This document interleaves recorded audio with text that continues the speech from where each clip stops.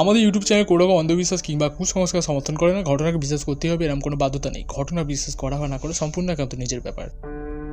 কে কে ওখানে কে ওখানে?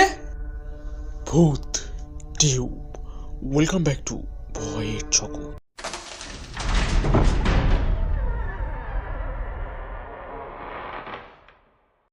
Hey hello, welcome back to ভয়ের জগৎ। তোমরা সবাই কেমন আছো? আশা করি তোমরা ভালো আছো, ভালো থাকার দলে। ঘটনা তোমাদের কেমন লাগছে কমেন্ট করে জানাও। তোমরা কমেন্ট করছো না, সেটাই কিন্তু আমি ওয়েট করি কমেন্টের, যে ঘটনা তোমাদের কতটা ভয় লাগছে, কি লাগছে তোমরা কমেন্ট করে জানাও। আর সবথেকে বড় জিনিস যেটা, ঘটনা তোমরা রাত্রিবেলা যে পাঠাচ্ছ, মানে ঘটনা অনেকে আমার কাছে এখন 2-3টে ঘটনা আবার এলো, অনেক ধন্যবাদ। ঘটনা রাত্রিবেলা যে তোমরা পাঠাচ্ছ, আর আমি যখন ঘটনা আপলোড করি তখন কিন্তু ঘটনা রাত্রেই শুনবে। তোমরাও যেমন ঘটনা আমাকে রাত্রেই দিচ্ছ, আমাকে পড়াচ্ছ ভয়ে, তো তোমরাও কিন্তু রাত্রিবেলা ঘটনা শুনবে ভয়ে। ঘটনা সবথেকে বড় জিনিস হলো সত্যতা যাচাই করি কিন্তু আমি নিই। অনেক ঘটনা কী থাকে যে কপি করে কোনো একটা প্ল্যাটফর্মে ঘটনাটা এর আগে বলেছে, সেখান থেকে মানে কপি করে নিজের বলে চালিয়ে দিল। এরকম কিন্তু করলে কিন্তু হবে না। তাহলে আমি কিন্তু ঘটনা একটাও নেব না, বরঞ্চ রিজেক্ট করে দেবো। ঘটনা সবসময় বলি অন্য জায়গা থেকে না, নিজের জীবনে ঘটে যাওয়া কোনো এক্সক্লুসিভ ঘটনা কিংবা অন্য কারোর জীবনে ঘটে যাওয়া ঘটনা হলেও চলবে। আজকের ঘটনাটা আমাকে পাঠিয়েছে সুনন্দা দাস।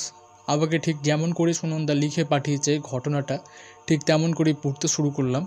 হ্যালো শুভাশিস দা, ভূত টিউব হোস্ট, কেমন আছো তুমি? আশা করি তুমি ভালো আছো, ভালো থাকার দলে। এই ঘটনাটা আমার জীবনে গত 3 দিন আগে ঘটে গেছে, একদম রিসেন্ট ঘটে যাওয়া ঘটনা।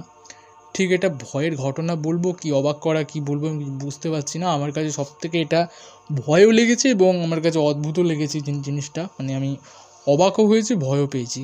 শুনতে হয়তো বড়ই হাসি লাগছে, কিন্তু যার সাথে যে ঘটনাটা ঘটে সেই জানে যে এই ঘটনার আসল যে ভয়।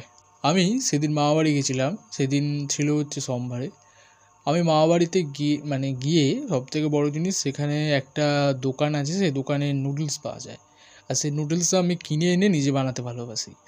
তো আমি মামাবাড়িতে খুবই কম, মানে আমার সদস্য সংখ্যা খুবই কম, মানে আমার দাদু আর আমার দিদা। তো আমি একাই ওই ঘরে, মানে মামাবাড়িটা আমার অনেক বড় একটা মানে জায়গা। তো সেখানে আর কি অনেকগুলো রুম আছে।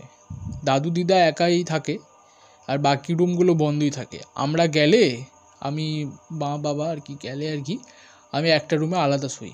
এবার সেখানে আর কি ঘটনাটা ঘটেছে। তো আমি সেদিন হচ্ছে আমি নুডলস কিনে আমি নিজে নুডলস বানিয়ে আমি বসে বসে টিভি দেখছি খেতে খেতে।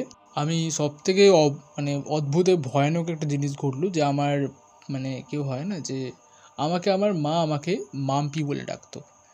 এবার আমি স্পষ্ট শুনতে পেলাম, মানে স্পষ্ট বুঝতে পারলাম যে পিছন থেকে আমাকে আমার মা আমাকে মায়ের গলায় আর কি পুরো বুঝতে পারলাম যেটা মাম্পি এরকম বললো পুরো, মানে স্পষ্ট বুঝতে পারলাম। পিছন ঘুরে হট করে দেখি, বলছে কী হয়েছে বলো।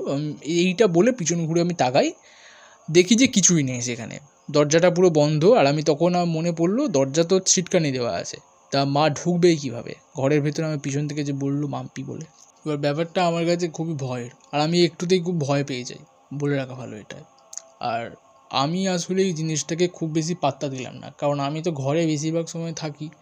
এবার এটা একটা মানে বোনের ভুল হিসাবে আমি মানে মেনে নিচ্ছি। বেশিরভাগ সময় মায়ের সাথেই আমি থাকি, রান্না বান্না কাজ করি টুকটাক।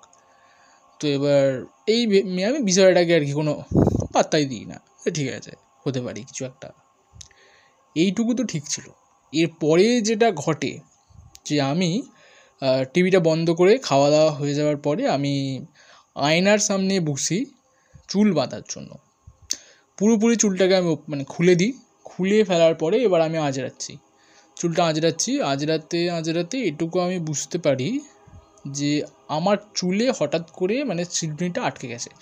মানে হয় না চুল আঁচড়াতে আটকে গেল, খুব জোরে টান পড়লো, আর চিরুনিটা আমি টেনে খুলতে পারছি না। এবং সবথেকে ভয়ানক জিনিস যেটা দেখলাম, আমি ওইভাবে চুলটা আঁচড়াতে আমি লক্ষ্য করলাম, আমি আয়না দিয়ে দেখতে পেলাম যে মানে আয়না সোজাসুজি জানলা আছে একটা।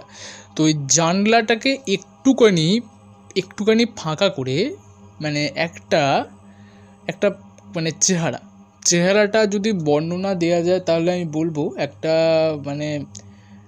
ভয়ানক একটা ক্রিয়েচার বলা যেতে পারে। মানে তার মুখটা ঠিক এরকম ছিল, মুখের থেকে চোখটা আমাকে সব থেকে ভয়ানক লেগেছে। চোখটা যেটা আমি দেখতে পেয়েছি আর কি, সে দেখছে আমার দিকে একভাবে, তাকে আয়নায় স্পষ্ট দেখতে পেলাম।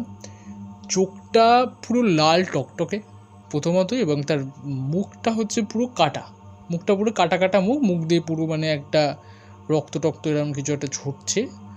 আর পুরো এই জিনিসটা আমি 3 সেকেন্ড দেখতে পেয়েছি। 3 সেকেন্ড আমি যখন চোখের পলকটা ফেললাম, আমি 3 সেকেন্ড যে ছিলাম, 3 সেকেন্ড আমার শরীরে যেন একটা ভার কিছু একটা মানে ফিল করছিলাম আমি, পুরো সেম ফিল। মানে আমি জানি না এটা কী ছিল, সেটা আমি দেখতে পাই। আর আমি এটুকুও বুঝতে পারি যে জিনিসটা আর কি আমার দিকে জানলাটা একটু খুলে দেখছিল, ওই জিনিসটা চলে যাবার জানলাটা থেকে অটোমেটিক বন্ধ হয়ে গেল। আজ পর্যন্ত আমি জানি না ওইটা কী ছিল, আর আমি জানতেও চাই না। এটাকে মনের ভুল হিসাবে মেনে নিতে চাই। মামা বাড়িতে এখনও যাই, কিন্তু ওই ঘরটা আমি কোনোদিন একা ছুঁই না, আর থাকিও না একা। তারপর থেকে আর কিছুই ঘটেনি। এই ছিল ঘটনা। যদি ভালো লাগে তাহলে পড়ে শোনো। ঘটনাটা তোমাদের কেমন লাগলো কমেন্ট করে জানাতে ভুলবে না। পরবর্তী সময় আসবে।